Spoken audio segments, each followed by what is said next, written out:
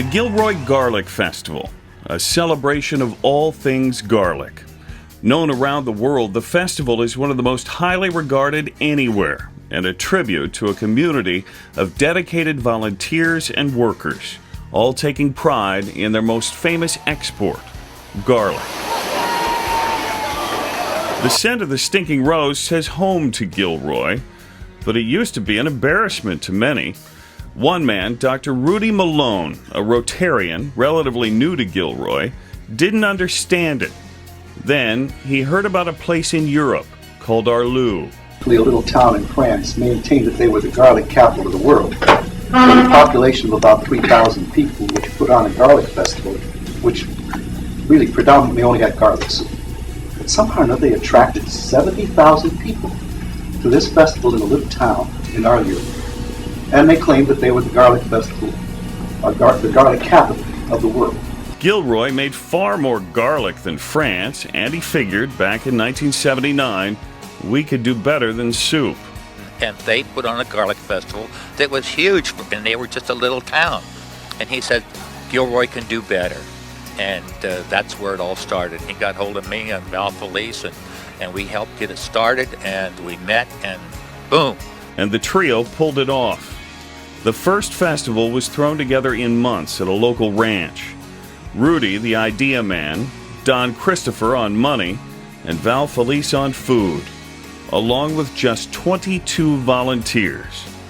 Much of the event was far different than the Garlic Festival of today, but there has been one constant: food. We then put together Gourmet Alley, and thanks to Val Felice and to the many Italian farmer cooks in the community, we put on a whale of an event. And I think you all know about the wonderful flaming calamari and all of those good things. Well, the first year we almost singed the daylights out of one of our supervisors. She almost got her hair turned off because they let her cook the first one of the batches of calamari. She wasn't quite prepared when that flame came up. She had her head right over it. But thank God she pulled back in time. All she did was lose a few eyelashes and her eyebrow, I think it was. But she didn't mind because she loved the calamari anyhow. And it was really a very spectacular kind of thing. Because it was automatic when you got the oil so hot that when you hit it with the cold calamari, boom, it flames. And that's what's so important. And the flame up has become the signature shot of the Garlic Festival, seen on televisions and newspapers and magazines globally. The spot in the center of the action at Christmas Hill Park is famous. The festival moved here in 1980. But Gourmet Alley is a lot more than just flame-ups. The prep work is daunting, and the volume of food and the need for volunteers has grown. It goes with everything else. You got more people. You got 4,000 volunteers compared to just a few. It grows with everything. But so far it's been successful, and it always will be. Thanks to those volunteers. Without them, there would be no festival. And they mount a Herculean effort each year. An army of more than 4,000. And it's no mistake, Rudy Malone envisioned volunteerism and philanthropy as core to the festival from the very beginning. That this would be a way to bring the people of Gilroy together around an event that would also help to support its many charitable purposes, because Gilroy is a very giving kind of community. And volunteers do it all, from parking to tickets, electrical, sanitation, entertainment, the cook-off stage, and more. Today, the Garlic Festival is highly organized to manage the volunteers and the 100,000 or so guests on roughly 17 acres of Christmas Hill Park. It's Gourmet Alley at the center. It just happened. We made Gourmet Alley small to start with, but we put it right on the road so that it was right in the right spot, and it just kept on going. Look at it now. It's a great big round circle selling from all ends. Today there are other mainstays of the festival. Food booths serving up everything from garlic kettle corn to garlic ice cream or wine. The festival also features one of the most impressive collections of arts and crafts vendors around. Non-stop music and entertainment on multiple stages. Commercial vendors fill Garlic Avenue near the Ranch Gate entrance. There are collectibles at Garlic Mercantile tents and the award-winning children's area for kids and their families. And even more food on display with the Pyro Chef demonstrations and non-stop events at the Cook-Off stage, home of the legendary Garlic Cook-Off and Garlic Showdown. A far cry from 1979, but still true to the vision of Dr. Rudy Malone, and thanks to the volunteers. But as I said, we had 22 volunteers at that time. You people, you the chairs, and all of the volunteers that you bring together really make this event happen. And its success is due in large part to new people and new ideas. Each festival is unique, with a new leader. It's a core management philosophy, instrumental in the festival's success.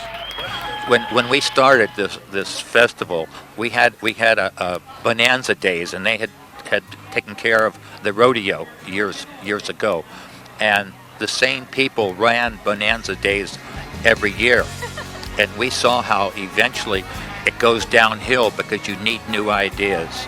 So we decided we'd have it so that no one person could be president for more than 1 year at a time. Rudy was the only person who was president 2 years, and that's because I told him he enjoyed being president so much that when it was my turn the next year, I said, Rudy, you take it for 2 years, I'll be vice president for 2 years. And that's how that happened. But we have a change, and in order to come up, you have to be a chairperson. You have to be in a committee, then you have to be an assistant chair, then you're a chair, and then you can be in the board, and then you can be a president.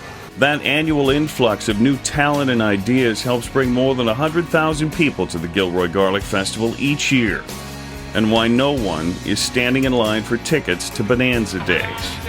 Today, they get their Bonanza here. Thanks to a remarkable organization with a defined structure, each area managed by committee chairs, assistant chairs, and their team. The chairs are overseen by the president, and the board oversees the festival as a whole. And it's an event that sustains itself, vital to the community, but it stands alone by design from the beginning. And the city council, in that process, that I vowed that never again would I go beg for money to the chamber, that somehow or another this city deserved a chamber that was able to support itself and do a worthwhile project for this community. And it has been worthwhile. The Garlic Festival has given back more than $9 million to local nonprofits over the years. And an event that's as special for those who make it happen as it is for those who attend. We want them to look at the same thing that we did. We want the real good food, good camaraderie. We want to be a good function. We want the people to like us. We really do. That's what it's all about. And I love it all. I love it all. I could spend day and night in Gourmet Alley, just watching them cook, watching them serve the people, watching the people smile, laugh. And that's what it's all about. And it's been that way since 1979, and with your help, for decades to come.